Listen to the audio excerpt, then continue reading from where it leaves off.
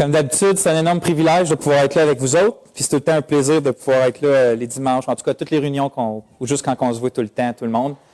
Fait que je suis content d'être là. On va juste, j'ai besoin de prier avant de commencer, puis on va juste commencer comme ça.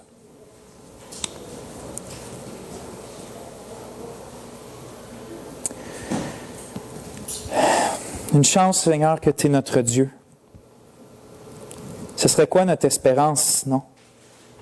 Ce serait qui notre rocher, notre appui? Tu es un rocher solide, Seigneur, pour toutes les occasions dans notre vie, pour l'éternité surtout. Mais tu diriges nos vies, puis ça rassure tellement nos cœurs, Père. Tu es grand, tu es mystérieux aussi, mais tu te fais connaître à l'homme. Puis notre désir, Père, c'est de te connaître comme tu l'es vraiment. Que nos cœurs vraiment soient transformés par qui tu es. Qu'on t'aime, Seigneur, comme tu en es digne. Qu'on te loue comme tu en es digne. C'est toi, notre Dieu, puis on est ton peuple. Un peuple que tu as payé par ta mort, ô Seigneur, pour avoir avec toi. Merci de nous avoir réunis avec toi, puis d'avoir brisé, Seigneur, ce qui nous séparait de toi. Maintenant, Seigneur, on t'en prie, sois au milieu de nous pour le reste de la réunion. Permets-moi, Seigneur, d'exprimer ta parole avec vérité, avec clarté, avec simplicité. Mais il y a toi seul qui peux faire que les vérités qui sortent de ta parole touchent nos cœurs. Et Seigneur, je veux m'humilier devant toi, puis je te prie d'agir dans nos cœurs par ta parole. Je te prie, Seigneur, d'agir pour la gloire de ton nom parmi ton peuple. Amen.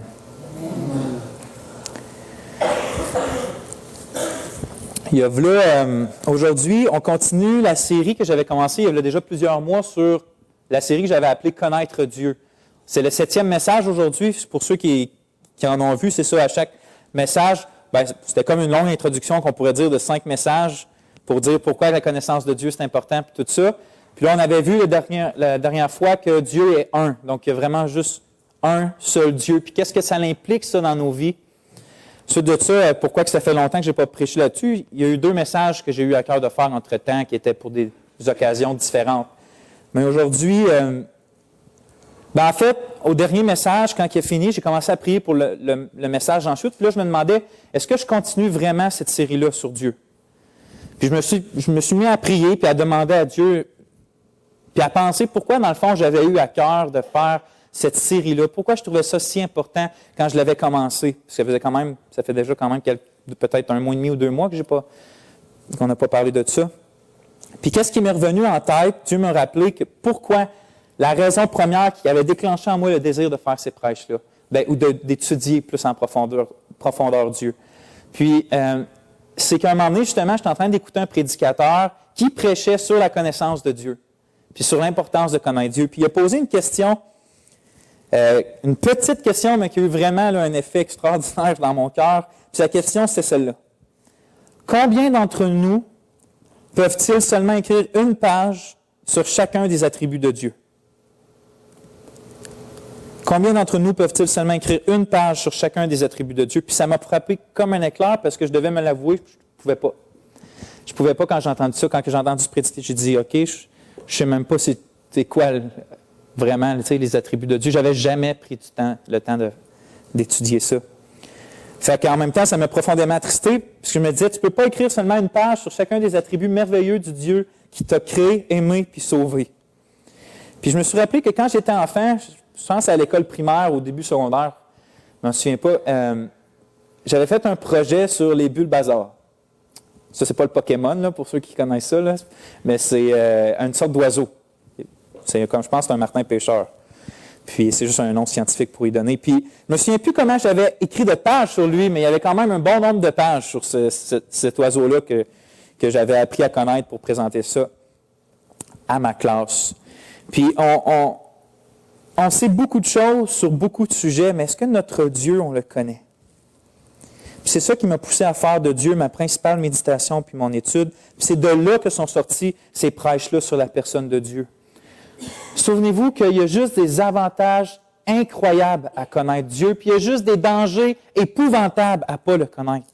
On avait vu ça dans les 2 premiers messages. Les avantages sont tellement, on ne peut même pas toutes les nommer, mais on avait vu l'intelligence, la foi, la fermeté, la persévérance, la joie, la satisfaction, le contentement, la passion.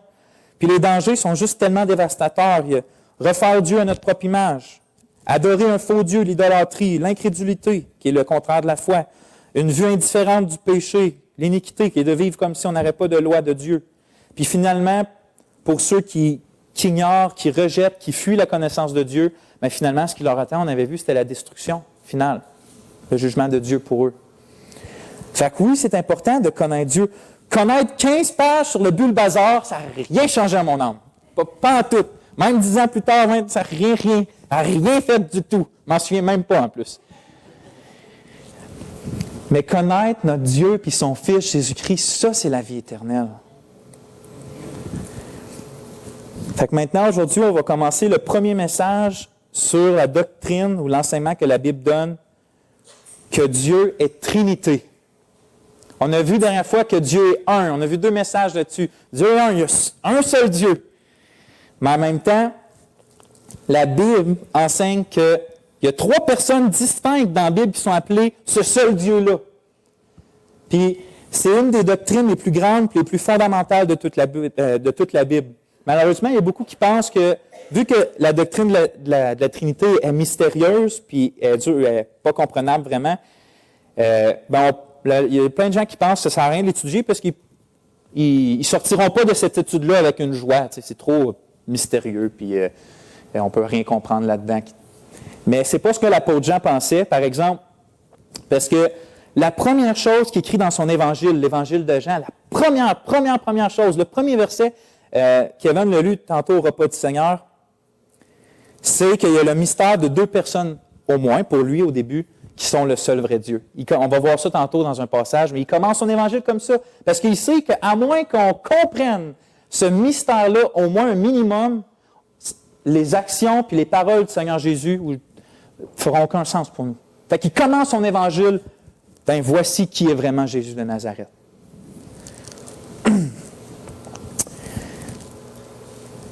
Sans comprendre que Dieu est une Trinité, on ne va pas pouvoir connaître qui est Dieu fondamentalement. On pourrait en parler pendant chaque message pour la prochaine année, puis on serait loin d'avoir fait le tour du sujet de ce que la Bible dit sur la Trinité. Fait que je ne suis pas en train de vous dire que je vais vous dire dans les prochains messages tout ce qu'il y a à dire, tout ce que la Bible dit sur la Trinité. C'est impossible, c'est un sujet trop profond, trop vaste. C'est pourquoi on va voir juste quelques passages clés que la Bible nous donne pour qu'on apprenne Dieu comme Trinité. Puis la façon dont je pense fonctionner, c'est qu'on va commencer aujourd'hui par définir qu'est-ce que ça veut dire que Dieu est Trinité, puis ensuite on va méditer différents passages sur la déité. Là, j'utilise un gros mot, mais la déité, c'est juste pour dire, quand je parle de la déité du Père ou de la déité du Fils, c'est que quand on dit, exemple, les anges sont divins, c'est vrai. On peut dire que Dieu est divin, parce qu'il est comme spirituel, puis il n'est pas comme terrestre. Sauf que Dieu est plus que divin. Quand on parle de la déité du Père, on parle qu'il est Dieu. Quand on parle de la déité du Fils, on parle que le Fils est Dieu. On ne peut pas dire on peut pas parler de la déité d'un ange, par exemple. Vraiment, déité se réfère à Dieu. C'est moins court de dire la déité du Père que le Père en tant que Dieu. Fait que je vais utiliser ce mot-là fréquemment, c'est pour ça que je vous l'explique. Donc, aujourd'hui, on voit qu'est-ce que la Trinité. Ensuite de ça, on va commencer à méditer sur des passages sur la déité du Père, du Fils et du Saint-Esprit. Aussi, j'aimerais ça qu'on voit la relation et la communion qui est entre les 3 personnes constamment, depuis toute éternité, puis encore aujourd'hui. Puis aussi, quand ils font quelque chose, est-ce qu'ils font des choses de façon séparée? Souvent, on dit ça, le Saint-Esprit, exemple, c'est la régénération, le Père y appelle, puis la rédemption, c'est au Fils. Mais la Bible, c'est vrai puis c'est pas vrai. Ils sont constamment unis puis ils font les choses ensemble, puis on va voir des passages comme ça. Pour finalement, on va faire des applications concrètes dans nos vies en se posant toujours les mêmes questions. Qu'est-ce que cette révélation sur Dieu devrait produire en moi? Qu'est-ce que cela change concrètement dans ma vie? Puis quelle devrait être ma réponse en face de ces vérités-là? J'avais dit qu'on va tout le temps essayer de ramener ça concret dans nos vies, qu'on ne va pas juste garder ça dans nos têtes. Une autre chose que j'aimerais parler ou rappeler avant de commencer, puis qui est extrêmement important, surtout dans cette étude-là, on se souvient de ce que Job a appris, puisque nous aussi on a appris par rapport à Dieu. Job avait appris qu'il ne peut pas comprendre totalement un Dieu éternel et infini. Donc, il y a des choses que Dieu va faire, il y a des choses que Dieu est, puis qu'on ne comprend pas. C'est pourquoi on a besoin de se soumettre à la Bible, à la vérité, même lorsqu'on ne peut pas pleinement comprendre quelque chose. Il y a plusieurs cultes puis plusieurs sectes qui disent que s'ils ne peuvent pas comprendre, ben, ils ne peuvent pas accepter. Ça, premièrement, je trouve que c'est orgueilleux puis arrogant de penser que l'homme pourrait vraiment comprendre Dieu dans sa totalité. Puis deuxièmement, ce n'est pas une bonne façon de regarder à quoi que ce soit dans la vie. Exemple, combien d'entre nous ce matin comprend absolument tout ce qu'il y a à comprendre scientifiquement à propos de l'électricité? Peut-être à part David, mettons.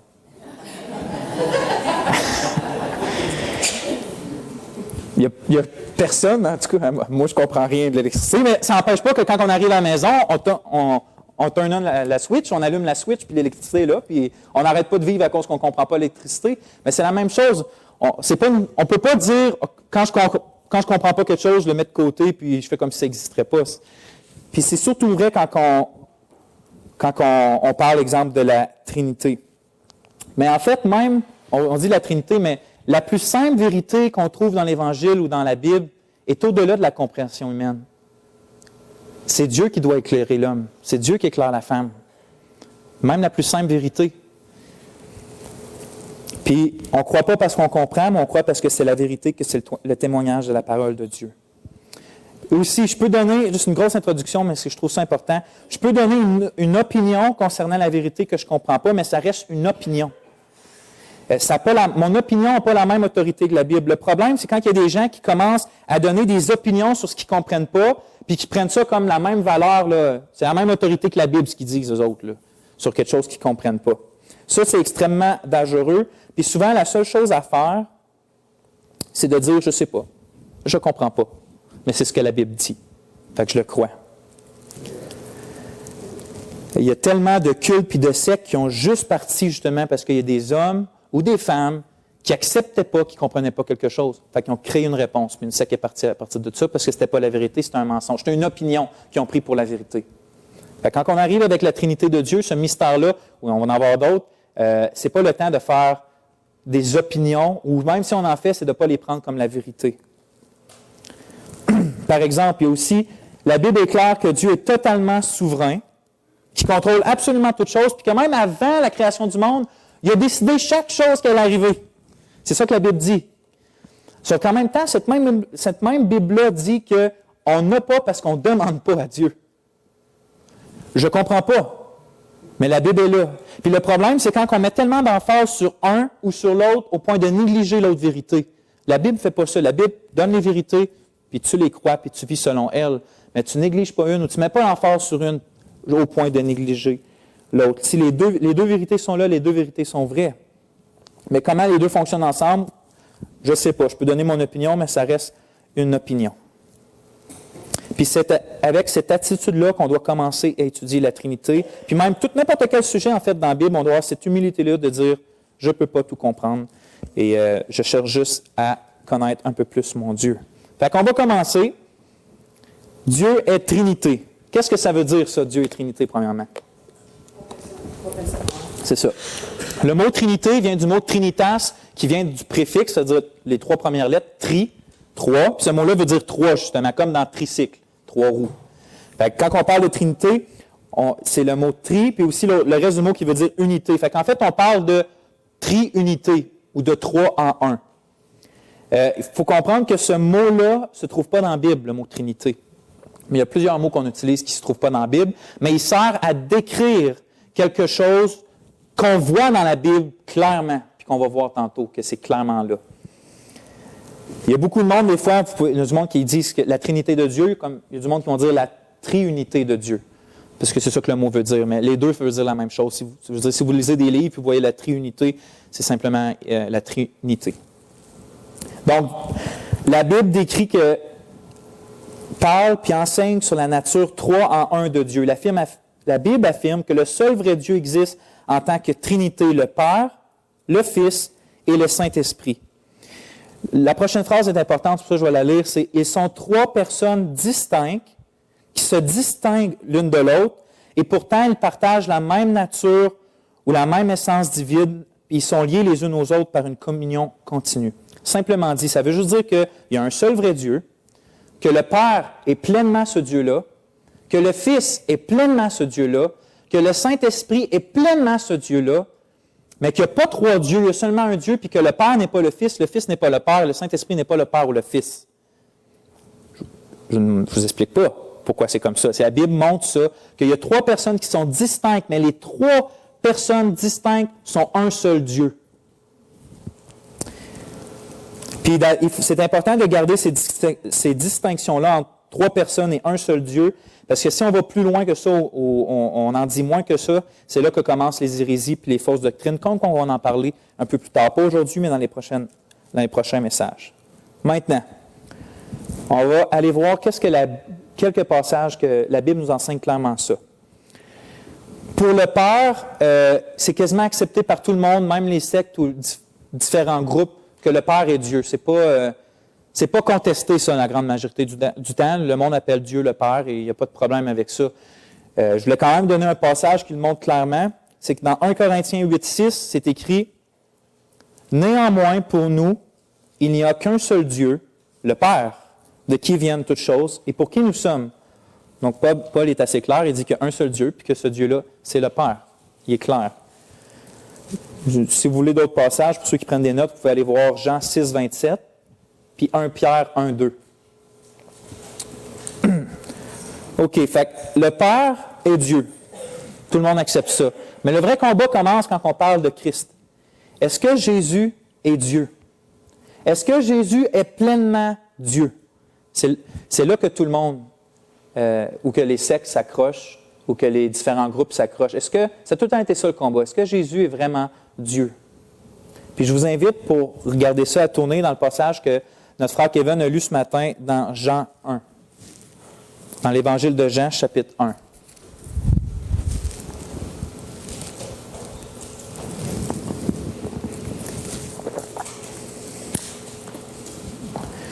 Juste rappeler que l'Évangile de Jean, vous le savez, puis vous l'avez remarqué en la lisant, je suis sûr, qu'il est vraiment différent des trois autres, que de Matthieu, Marc et Luc. Puis une de ces différences-là qu'on voit, c'est que Jean met beaucoup plus l'emphase sur qui est la personne de Jésus. Tandis que les autres parlent beaucoup de ce que Jésus a fait. Mais Jean parle beaucoup de qui qu'il est, cette personne-là, Jésus de Nazareth. C'est pour ça qu'on a les fameux « Je suis » dans Jean. Puis c'est pour ça qu'il commence son évangile avec ce fameux prologue qui parle de qui vraiment est Jésus de Nazareth. Fait qu'on va lire ensemble les versets 1 et 2. Au commencement était la parole, et la parole était avec Dieu. Et la parole était Dieu. Elle était au commencement avec Dieu. On va juste décortiquer un peu le verset. Premièrement, au commencement. Où qu'on voit ça ailleurs dans la Bible? Genèse. Jean il fait un lien avec Genèse 1.1, le premier verset de la Bible. Dans Genèse 1.1, c'est écrit « Au commencement, Dieu créa les cieux et la terre ». Puis cette expression-là dans Genèse, c'est sûr que ça parle, puis dans Jean, ça parle du commencement de l'univers, quand que les choses ont été créées. Ça enseigne, c'est vrai que ça montre ça. Mais il y a une autre chose aussi qui est impliquée dans ça, c'est que ça parle de l'éternité passée. Parce qu'au commencement, Dieu était là. Donc Dieu est là est là avant le commencement de toute chose. Dieu, depuis toute éternité, est là. Il existe avant le temps et la matière. Parce qu'au commencement, Dieu. Ça montre clairement que Dieu était là avant la création. Mais Jean, au lieu de dire dans son évangile « au commencement Dieu », comme la Genèse, il écrit volontairement « au commencement était la parole ». Là, il y a beaucoup de choses d'intéressantes à dire sur pourquoi Jean utilise l'expression « la parole », puis on va le voir dans les prochains messages. Parce qu'aujourd'hui, j'aimerais me concentrer sur le fait que la Bible enseigne que Jésus est Dieu. Mais on va voir ça plus tard dans la série. Mais, fait que Jean écrit « au commencement, la parole était Dieu ». C'est quoi?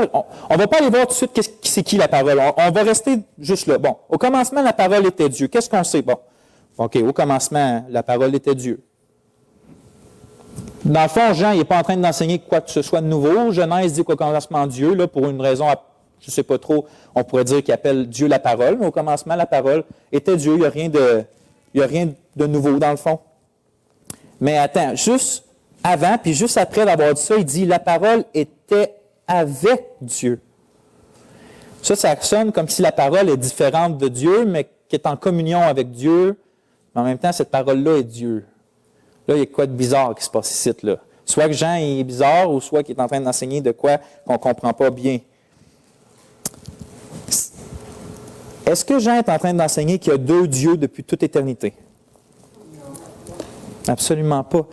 Il ne dit pas que la parole était un autre Dieu en communion avec Dieu, mais il dit plutôt que la parole était en communion avec Dieu et qu'elle était aussi, elle, Dieu. C'est ça qu'il est en train de dire dans Jean 1.1. Jean est en train de nous dévoiler, vous voyez ce qui se passe? Il est en train de nous dévoiler la vérité qu'il y a toujours eu une unité complexe en Dieu. Il est en train de dévoiler, OK, il y a un seul Dieu, mais la parole aussi est Dieu. Il est en train de dévoiler quelque chose ici. Puis il annonce là, on va aller voir, il annonce clairement au verset 14, c'est qui cette parole-là? Au verset 14, on peut lire ensemble, « Et la parole a été faite chair, et elle a habité parmi nous, pleine de grâce et de vérité. Et nous avons contemplé sa gloire, une gloire comme la gloire du Fils unique venu du Père. » Donc, Jean est en train de dire que la parole, c'est un nom donné au Fils, qui est Jésus de Nazareth, Jésus-Christ. C'est lui la parole. Puis lui est le Fils de Dieu. Donc, on pourrait dire, il est en train clairement de dire que Jésus était au commencement avec Dieu, c'est-à-dire que Jésus-Christ est pleinement Dieu. Maintenant, Jean n'essaie pas de nous expliquer pourquoi c'est possible ça, il fait juste le dire. Puis il nous enseigne la vérité qu'il y a un seul Dieu, qui est le Père, que le Père est ce Dieu-là et que le Fils est ce Dieu-là, distinct du Père, mais qui est aussi avec Dieu. Je voulais continuer dans le passage pour qu'on voie d'autres choses, mais je veux mentionner quelque chose avant. Puis même avant ça, on pourrait lire le passage comme ça, dans le fond. Au commencement était le Fils, et le Fils était avec Dieu, et le Fils était Dieu. On pourrait lire comme ça, vu qu'il vient d'identifier la parole avec Dieu. Fait on voit clairement encore que le Fils est Dieu. Mais avant d'aller plus loin, je sais qu'il y a certaines personnes qui sont peut-être déjà venues vous voir, ils peuvent venir vous voir, puis ils vont vous dire que ce texte-là, ce verset-là même, en réalité, il n'enseigne pas que Dieu est pleinement Dieu, mais que c'est un autre Dieu, peut-être plus petit, puis qui a été créé par le vrai Dieu. Puis même, ils vont pouvoir essayer de vous convaincre en parlant du grec. Ils vont vous parler du grec, ça m'est déjà arrivé. À cette heure, pourquoi je vais vous mentionner ça, c'est que je ne veux pas vous laisser intimider par cette tactique-là du malin. Il peut être utile de leur montrer à eux autres que le grec, en réalité, n'enseigne pas ça. À cette heure, je ne suis pas un expert en grec. Je sais juste, moi, par un article de Gilles Despins que je peux vous donner, que le même mot théos, mettons, la parole était avec Dieu, théos, et la parole était Dieu, théos. C'est le même mot. Il ne fait pas de distinction entre Dieu et Dieu. Il parle du même Dieu, là, le mot théos. À cette heure, tous les érudits, Gilles Despins, ou peu importe, sont tous d'accord sur le fait que, en grec, il n'y a aucune façon de dire que ça n'enseigne pas que Christ est Dieu. Ça enseigne au contraire que Christ est Dieu. Il serait aussi utile d'aller voir les autres passages qui enseignent clairement que Christ est Dieu. On va en voir certains, on ne les verra pas toutes, mais on n'est pas obligé. Je vous dis, vous pouvez juste connaître cette partie-là de l'Évangile de Jean, connaître aucun autre passage, connaître rien pantoute du grec, puis vous pouvez leur montrer que ce texte-là enseigne vraiment que Christ est Dieu. Puis je voulais vous le montrer d'un coup que ça vous arrive. Regardez au verset 3. C'est écrit de Jean 1 au verset 3. C'est écrit, en parlant de la parole, toutes choses ont été faites par elle, et rien de ce qui a été fait n'a été fait sans elle. Toutes choses ont été faites par elle, et rien de ce qui a été fait n'a été fait sans elle. Alors, regardez ce qu'il dit le verset. Jean nous dit que toute chose qui a été créée, absolument toute chose qui a été créée, qui a été fait par la parole, c'est-à-dire qui a été fait par Christ, par Dieu le Fils. C'est-à-dire que si on prend une catégorie comme ça, là, qu'on dit que ça, c'est la catégorie des choses créées, bien, c'est Christ qui a fait ça. Fait que nécessairement, Christ est en dehors des choses créées, vous comprenez? Donc, c'est évident que Jésus est lui-même. C'est-à-dire que les anges, les planètes, l'oxygène, peu importe ce qui a été créé, l'homme, les animaux, les plantes, ça a été créé par Jésus. C'est lui le créateur de toutes choses. Il n'a lui-même pas été créé. Il n'est pas dans la catégorie-là. Il ne s'est même pas créé lui-même. C'est lui qui a créé toutes choses. Donc déjà, s'il y a des gens qui viennent vous dire que ce texte-là n'enseigne pas que Jésus est Dieu, bien montrez-lui verset 3, puis ensuite de ça, annoncez-leur l'Évangile pour qu'ils puissent croire au Fils de Dieu et être sauvés. Avant de changer de passage, il y a deux autres choses que j'aimerais faire sortir du texte d'un Jean.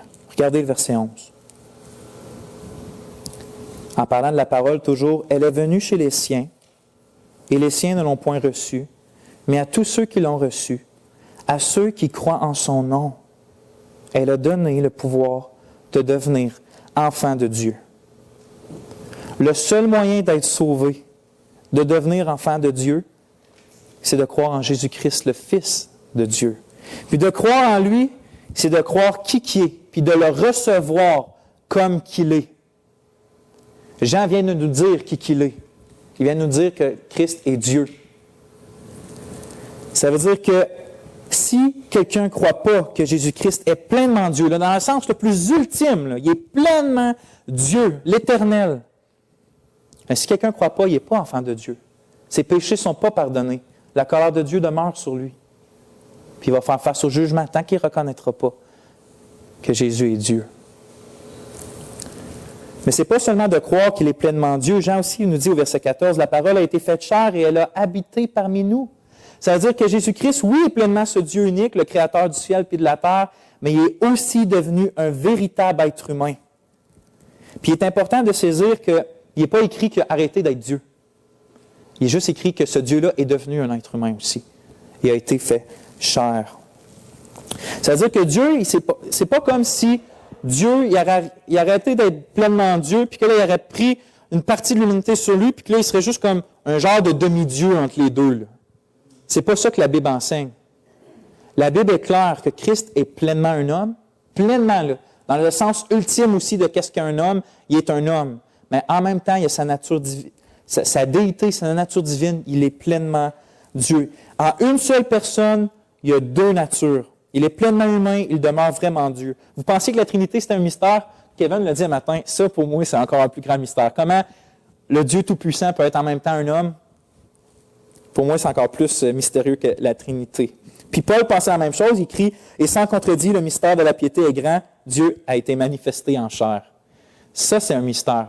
Encore là, je ne vous l'explique pas. C'est ce que la Bible enseigne, que ce Dieu-là est pleinement... Parce que vous savez, il y a plein de monde qui il y avait plein de religions grecques ou païennes, peu importe, qui parlent de comme des dieux qui ont visité les hommes, puis là, c'est comme, il n'est pas vraiment Dieu, il n'est pas vraiment homme, il y a quelque chose entre les deux, puis Christ, non, c'est pas ça. C'est loin d'être ça.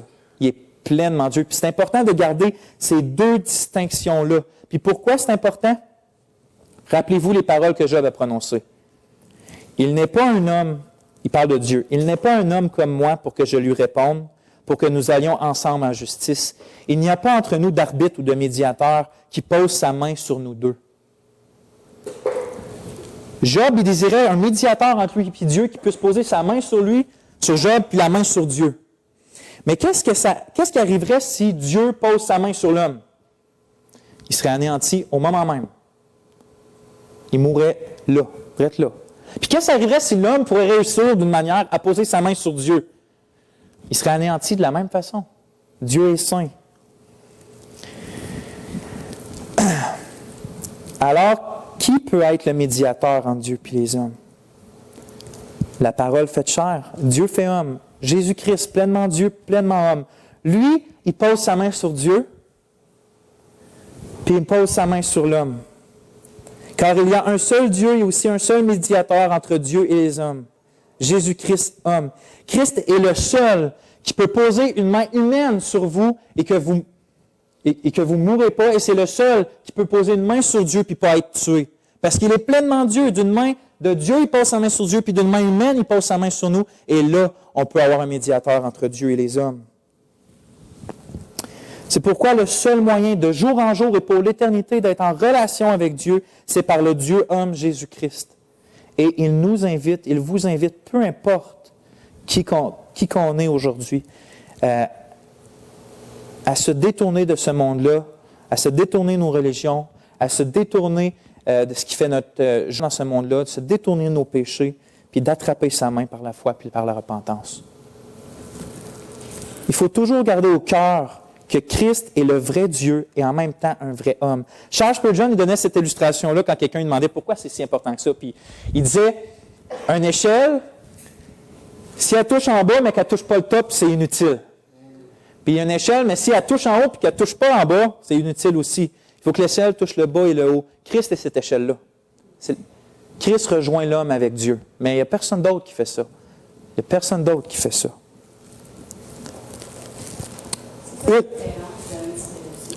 C'est 2,5. 1 Timothée 2,5. Une personne, deux natures. Comme je vous dis, les deux natures ne sont pas mêlées. Ce n'est pas un genre de Dieu-homme mélangé, là. Il y a ces deux natures en lui. Il est pleinement homme, il est pleinement Dieu. Puis ça va éviter de garder ces distinctions-là, ça va éviter de tomber dans l'erreur aussi. On va voir dans les prochains messages pourquoi ça nous aide de garder ces distinctions-là, puis on va voir que ça nous aide à expliquer certains passages que certaines personnes prennent comme si ces passages-là enseigneraient que le Fils est inférieur au Père, donc certainement qu'il n'est pas Dieu. Il y a des passages un peu plus difficiles, puis de garder cette distinction-là, puis de regarder vraiment ce que la Bible enseigne sur les deux natures de Christ va nous aider à expliquer ces passages-là, mais ça, on va voir au prochain message. Maintenant, je vous invite à tourner dans Ésaïe 6. Un autre passage extraordinaire de la parole de Dieu. Ésaïe chapitre 6.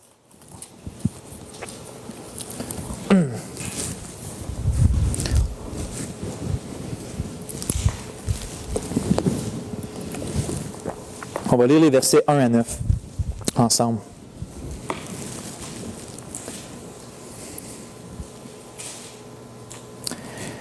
L'année de la mort du roi Osias, c'est Ésaïe qui parle, je vis le Seigneur assis sur un trône très élevé et les pans de sa robe remplissaient le temple. Des séraphins se tenaient au-dessus de lui. Ils avaient chacun 6 ailes, 2 dont ils se couvraient la face, 2 dont ils se couvraient les pieds et 2 dont ils se servaient pour voler. Ils criaient l'un à l'autre et disaient « Saint, Saint, Saint est l'Éternel des armées. Toute la terre est remplie de sa gloire. » Les portes furent ébranlées dans leur fondement par la voix qui retentissait, et la maison se remplit de fumée. Alors je dis, malheur à moi, je suis perdu, car je suis un homme dont les lèvres sont impures. Je m'habite au milieu d'un peuple dont les lèvres sont impures, et mes yeux ont vu le roi, l'Éternel des armées. Mais l'un des séraphins vola vers moi, tenant à la main une pierre ardente, qu'il avait prise sur l'autel avec des pincettes. Il en toucha ma bouche et dit, « Ceci a touché tes lèvres, ton iniquité est enlevée et ton péché est expié. » J'entendis la voix du Seigneur disant, « Qui enverrai-je et qui marchera pour nous? » Je répondis, « Me voici, envoie-moi. » Il dit alors, « Va et dis à ce peuple, vous entendrez, vous ne comprendrez point, vous verrez et vous ne saisirez point. » OK, pourquoi je vous ai fait tourner là quand je parle de la déité du Seigneur Jésus? Vous allez comprendre dans pas long. Tournez maintenant dans Jean 12. Je vais vous faire voir quelque chose d'extraordinaire que j'ai juste vu récemment. On va tourner au verset 40 du chapitre 12 de Jean. En fait, on va commencer au verset 37.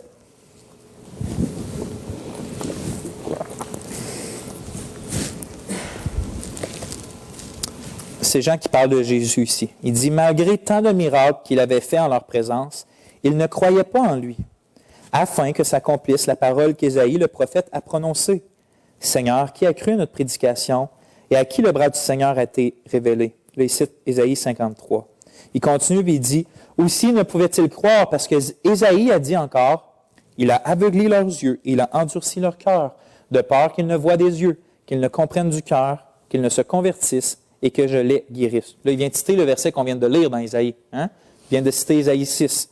Et Jean rajoute au verset 41, Ésaïe dit ces choses lorsqu'il vit sa gloire et qu'il parla de lui. Est-ce que vous comprenez qu'est-ce que Jean est en train de dire? Il est en train de dire que dans la vision d'Ésaïe, celui que Ésaïe voit, qui est appelé dans Ésaïe 6, l'Éternel des armées, Yahweh, Jéhovah, selon votre version, est Jésus-Christ. Il vient de dire que Ésaïe parlait de lui, de qui? De Christ, qui vient de parler, Jean lui-même. Les archanges, Il y a des gens qui pensent que Christ est un ange. Dans la vision d'Ésaïe, les archanges les plus élevés des cieux cachent leur face avec leurs ailes devant lui, dans l'adoration puis dans la crainte, puis ils crient « Saint, Saint, Saint est l'Éternel des armées ». C'est Christ qu'on voit dans la vision d'Ésaïe. C'est incroyable. Moi, je trouve ça incroyable. Christ est Dieu. Il est Saint, Saint, Saint. Puis il n'y a aucun pécheur, pas même un prophète comme Ésaïe, qui peut tolérer sa sainteté. À Christ. C'est comme si on oubliait parfois que Christ est ce Dieu-là qu'on voit partout dans l'Ancien Testament. Puis si on garderait cette vision-là au cœur, on serait plus en mesure de comprendre qu'est-ce qu'il a vécu dans son humiliation quand il s'est incarné en tant qu'homme. Les archanges ne le regardent même pas, tellement qu'il est saint. Et nous, il était un simple homme devant nous. On va le voir davantage lorsqu'on va étudier la sainteté de Dieu, mais quand même quand Christ marchait sur la terre en étant pleinement un homme, à certaines occasions, il a laissé entrevoir sa sainteté. Puis quand c'est arrivé avec Pierre, par exemple, la réaction était la même qu'Ésaïe.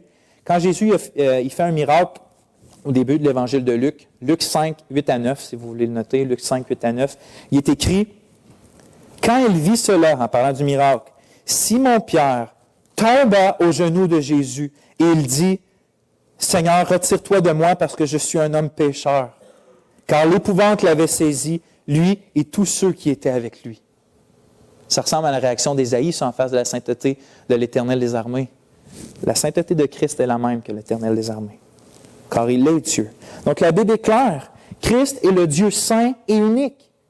Nous devrions le craindre, l'honorer, lui obéir, l'aimer, le glorifier, en faire notre trésor, parce qu'il est notre Seigneur puis notre Créateur. Si quelqu'un rejette Christ, il rejette Dieu. Si quelqu'un rejette, qu'est-ce que la Bible enseigne sur Christ, car il y a des gens qui croient en Christ, qui disent, mais ils vont plus loin ou ils vont moins loin que ce que la Bible enseigne sur Christ vraiment. Pleinement homme, pleinement Dieu. Si quelqu'un ne croit pas ça, il rejette Dieu. Mais aussi, Christ n'est pas juste le Créateur puis notre Seigneur. Il y a quelque chose pour nous d'encore. Il y a quelque chose de plus pour nous qui est une excellente, une glorieuse nouvelle. Une bonne nouvelle. Puis je vous fais tourner dans Marc 5, 2. Puis c'est pas mal le dernier passage qu'on va regarder.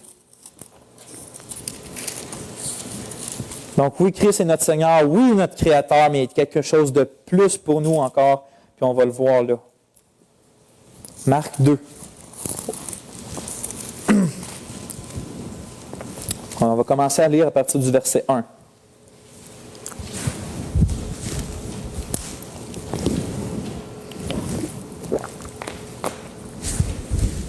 Quelques jours après, Jésus revint à Capernaum.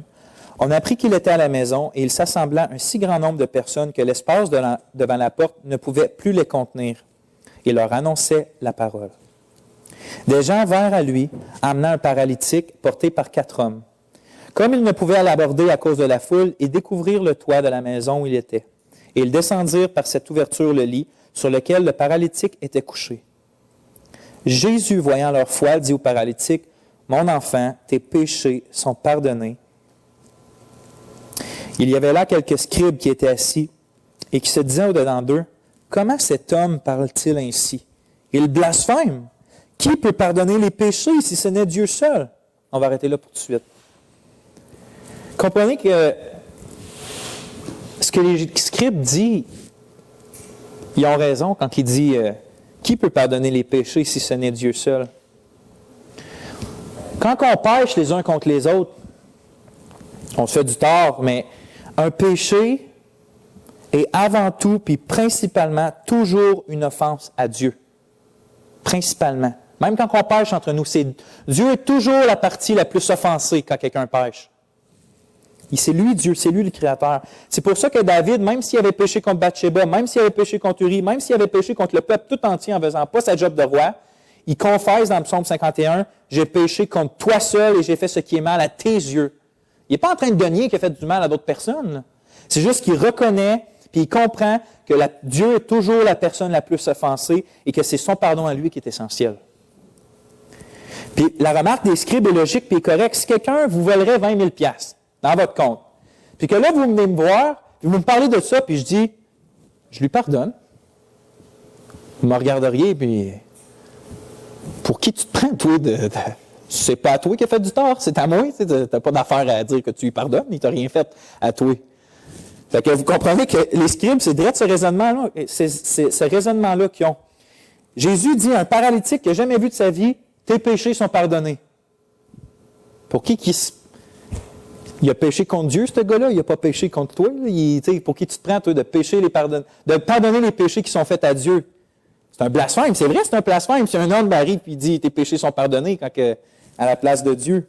Il y a juste Dieu qui peut pardonner les péchés qui sont faits à lui, puis tous les péchés sont faits principalement à lui. On va continuer les versets 8 et 9. Jésus, ayant aussitôt connu par son esprit ce qu'il pensait au-dedans d'eux, leur dit, « Pourquoi avez-vous de telles pensées dans vos cœurs? Lequel est le plus aisé? De dire au paralytique, tes péchés sont pardonnés? Ou de dire, lève-toi, prends ton lit et marche? » Maintenant, je vous pose la même question. Qu'est-ce qui est plus facile de dire à un homme qui est paralysé? De dire, tes péchés sont pardonnés? Ou de dire, lève-toi, prends ton lit, puis marche? C'est bien plus facile, on ne le voit pas, ça. C'est facile de dire quelque chose comme ça. C'est quelque chose d'autre de dire en avant de toi un paralytique, ben, lève-toi, marche, puis on va voir que ça l'arrive. Fait que c'est ça la question de Jésus. Puis je vous pose la même question, qu'est-ce qui est plus facile? C'est bien plus facile de dire que ses péchés sont pardonnés, on ne peut pas vérifier ça. Mais regardez qu'est-ce qu'il dit Jésus au verset 10 à 12. « Or, afin que vous sachiez que le Fils de l'homme a sur la terre le pouvoir de pardonner les péchés, je te l'ordonne, dit-il au paralytique, lève-toi, prends ton lit et va dans ta maison. Et à l'instant, il se leva, prit son lit et sortit, en présence de tout le monde, de sorte qu'ils étaient tous dans l'étonnement et glorifiaient Dieu, disant, nous n'avons jamais rien vu de pareil. » La raison principale pourquoi Jésus a guéri le paralytique, c'est pour montrer que le pouvoir de faire la chose qui était la plus difficile à nos yeux, fait que s'il a le pouvoir de faire ça, il a le plein pouvoir de pardonner les péchés aussi. Puis qu'est-ce qu'il dit par là, dans le fond? C'est qu'il est en train de dire qu'il est Dieu lui-même. Il a le pouvoir de pardonner les péchés. Personne sauf Dieu a ce pouvoir-là.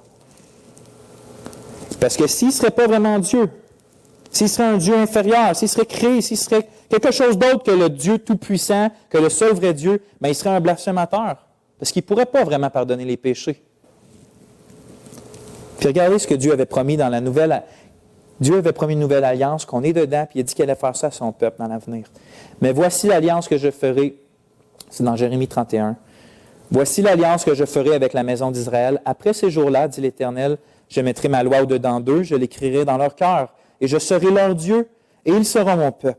Celui-ci n'enseignera plus son prochain, ni celui-là son frère, en disant, connaissez l'Éternel, car tous me connaîtront, depuis le plus petit jusqu'au plus grand, dit l'Éternel. Car je pardonnerai leur iniquité et je ne me souviendrai plus de leurs péchés. C'est l'Éternel, c'est Yahweh qui parle encore. C'est lui qui va pardonner les péchés, pas quelqu'un d'autre. Et Christ dit qu'il pardonne les péchés. Et même Isaïe avait dit, dans Isaïe 43, « Avant moi, elle n'a point été formée de Dieu, et après moi, il n'y en aura point. » C'est Dieu qui parle. « C'est moi qui suis l'Éternel, et à part moi, il n'y a point de sauveur.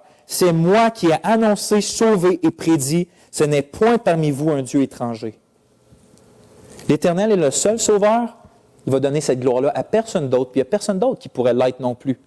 C'est l'Éternel seul qui est le sauveur. Mais regardez comment le Nouveau Testament parle du Seigneur Jésus-Christ. Dans Luc 2,11, c'est écrit, c'est qu'aujourd'hui, dans la ville de David, il vous est né un sauveur, qui est le Christ, le Seigneur. Pierre nous dit dans Actes 5, 31, Dieu l'a élevé par sa droite comme prince et sauveur pour donner à Israël la repentance et le pardon des péchés. Dans Éphésiens 5, 23, Paul nous dit, Christ est le chef de l'Église qui est son corps et dont il est le sauveur. Rappelez-vous que l'Éternel a dit, il n'y a pas de point de sauveur à part moi. Ce n'est pas un Dieu étranger qui va vous sauver. C'est moi. Et Christ est ce Dieu-là.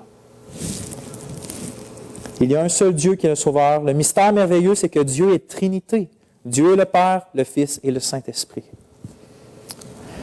Vous et nous qui aimez Jésus-Christ, vous qui croyez qu'il est parfaitement Dieu et parfaitement homme, vous qui croyez qu'il est le seul sauveur, vous qui vous appuyez seulement sur son sacrifice à la croix comme étant pleinement suffisant pour pardonner vos péchés puis vous réconcilier avec le Père, vous qui vous détournez de votre vie pour désirer le Fils de Dieu puis marcher avec lui, vous avez la vie éternelle que dit la Bible.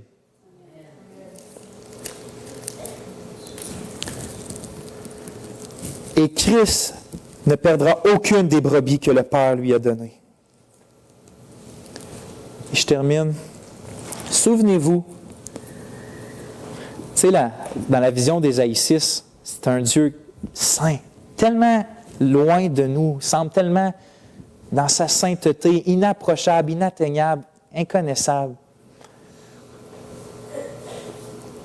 Puis ça met comme une distance qui est réelle entre nous et Dieu.